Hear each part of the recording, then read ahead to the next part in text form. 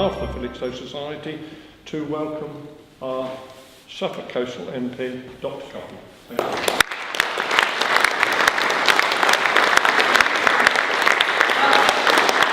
Thank you very much for that kind introduction, blimey. I've never worn one of these mics before, so forgive me. I might start wearing shapes like Madonna, because that's the only person I've seen wear that. It's a huge pleasure to come and speak to the Felixstowe Society, and I can see Felixstowe TV is here again. I've already seen them once today, as I had the formal opening of my office in above Poundland, basically. I've sublet an office from Beaton's, but it's a great pleasure to move the office to Felixstowe, because this town represents, probably the Trimley certainly, represents just over a third of the constituency's electorate.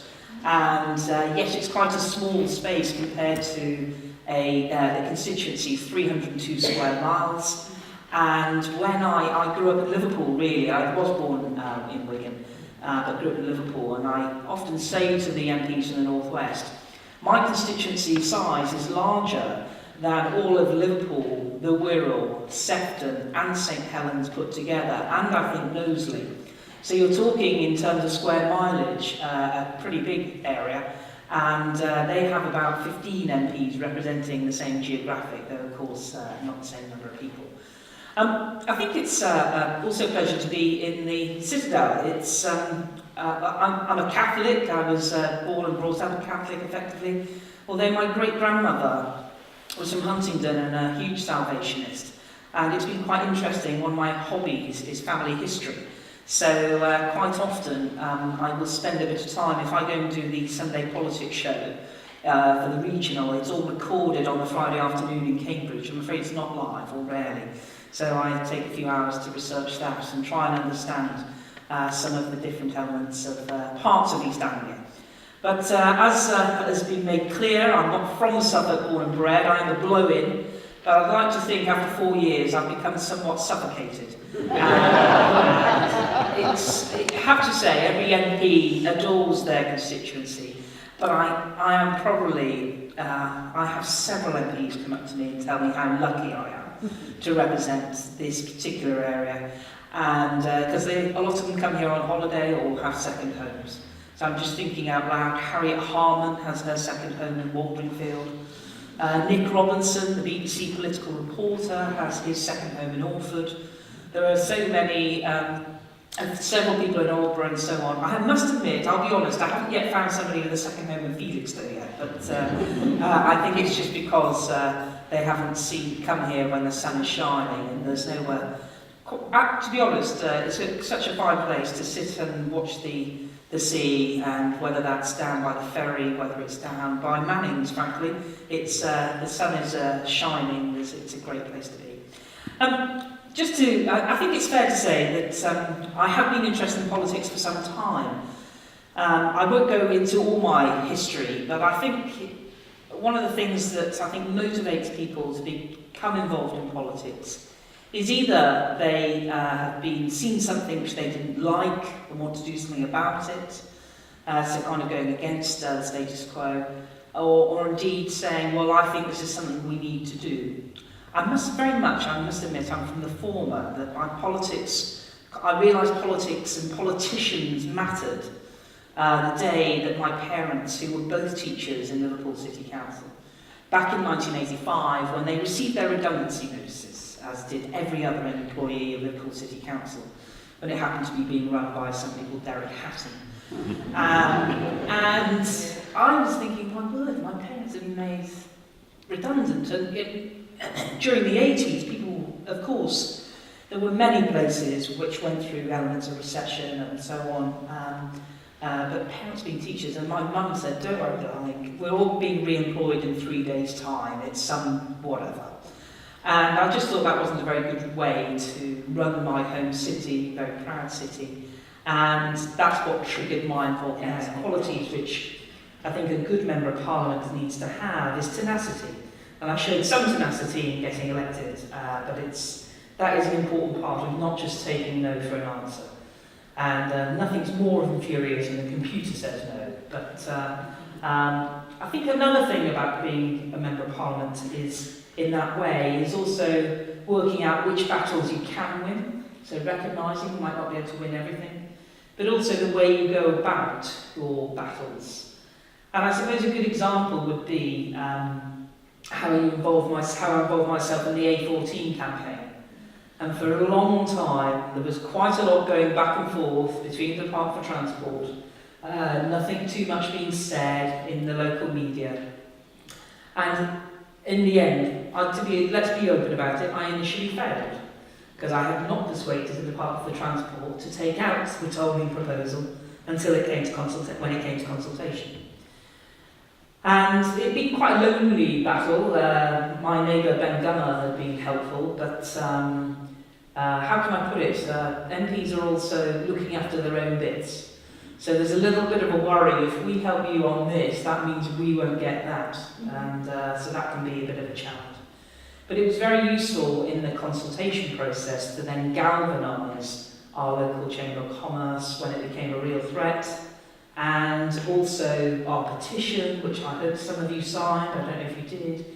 Thank you if you did. But also using that trump card with slightly pulling my question to the Prime Minister without trying to put him on the spot for a 30-second Q&A response, which would have got me the same response that he would give all the time, to making sure that turned into a 30-minute meeting with the Prime Minister, and going through in detail, not too much detail because he'll get bored quite quickly, but really getting to the point of why it was a bad idea.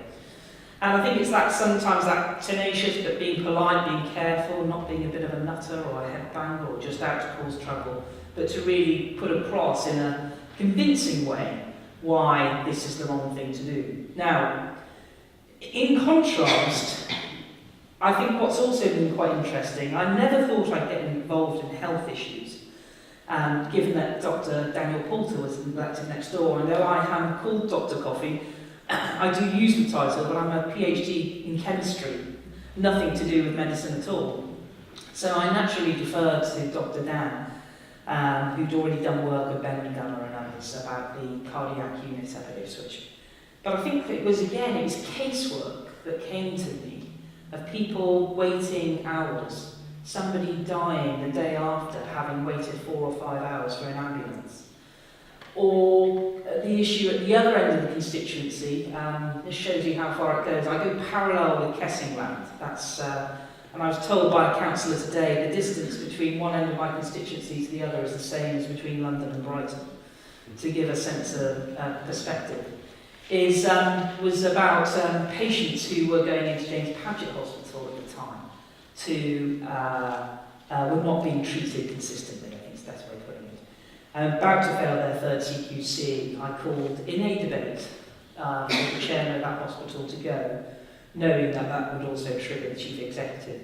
But it was pretty grim for a week. It was like I was the person who hated the NHS, who thought everybody was terrible, not doing perhaps just trying to destroy it, as opposed to eventually, fortunately for me, the local media were happy to say that I was the person who was standing up for patients and recognising it was quality of treatment and care that mattered, rather than trying to get that people try to hide away under the statistics. We've hit our targets, aren't we great? When actually you know that across the east of England they were brilliant at hitting their targets if you lived in a main urban centre. But if you happen to live even just a couple of miles outside a main urban centre, if you had broken your hip and there was no chance of them picking you up within the 19-minute target, well, then you just went to the bottom of the pile because you weren't going to die. And it was that kind of approach that was quite shocking to me. And yet, when I met the chairman, when I met members of the board, all they kept saying was, well, we've hit our targets and life is very difficult. And I appreciate this is where the public loses their temper with the government. You know, you get paid a lot of money, you've got the power, fix it. You know, we don't want to hear excuses. And I suppose to some extent, it's quite interesting, nobody ever really approached me. It wasn't the same sense as the A14. Only a handful of people approached me, but by doing that I was able to lift the lid, start doing freedom of information requests, start digging down, and that's where we uncovered this whole, as I say, target-driven culture and it's still 3 or 4 years on, we're still only at base camp in trying to turn the ambulance around, but nevertheless it will be one of my proudest achievements that we've managed to get rid of the entire board of the Ambulance Trust. And I'm not pretending it's easy for the people who've replaced them, but I will give them my support as long as they keep focused on patients. Also epitomises that for me is education in Suffolk. And coming as an outsider again, I think that was one of the things that really struck me. Very low unemployment. And yes, I kept being told that people don't have aspiration. Well, I don't believe that when you go into primary schools. These children want to be astronauts, they want to be doctors. And something doesn't seem to happen once they go along there. And I remember speaking to the editor of the East Anglian, Terry Hunt. I said, one of my challenges, problems about Suffolk at the time, you've been so ignored over years, you've kind of looked after yourselves, which is great. You're used to becoming self-sufficient. And there is low unemployment. But this could be so much better. I said the issue is that from me, and I'd be interested to get some feedback from people who've been in Suffolk a long time or born and bred, is that there's almost an attitude if it's good enough. And my concern is that it ends up actually being second class, if not third rate. And I think that's one of the things that perhaps coming in with an external perspective, one of the reasons why we as MPs in particular are really giving the County Council a hard time about the attainment levels in education. Because I really want our children to be prosperous. I recognise a lot of people come to Suffolk to retire. Over a quarter of the constituents in Suffolk Coastal are over the age of 65.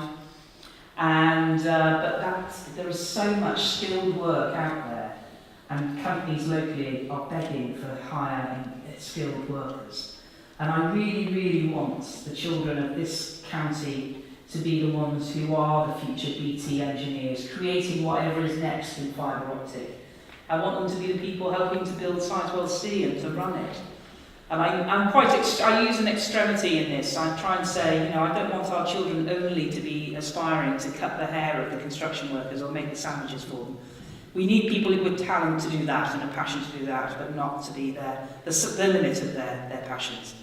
So I'm painting, not intentionally, perhaps a little bit of a bleak picture, because actually Suffolk, as you all know, is a very special place. We have wonderful arts, we have wonderful weather, great farming, wonderful countryside. The port continues to grow and is a magnet for a lot of investment, as indeed are other things.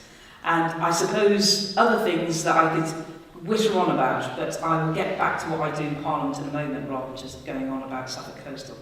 But I do hope that it's evident that the MPs of Suffolk, or largely the MPs of Suffolk, are working together to try and get improvements on railways, trying to get improvements on broadband. On a Wednesday, the chamber opens at 8 to do this. On Wednesday mornings, there'll be quite a queue. And for the budget day, there's a particularly even bigger queue to get in, so that people can either get their bits where they're going to be on telly or their favourite seat or whatever. Sitting behind the Prime Minister goes down very well. I remember sitting behind him the very first day Parliament sat, and my stomach is now famous. So.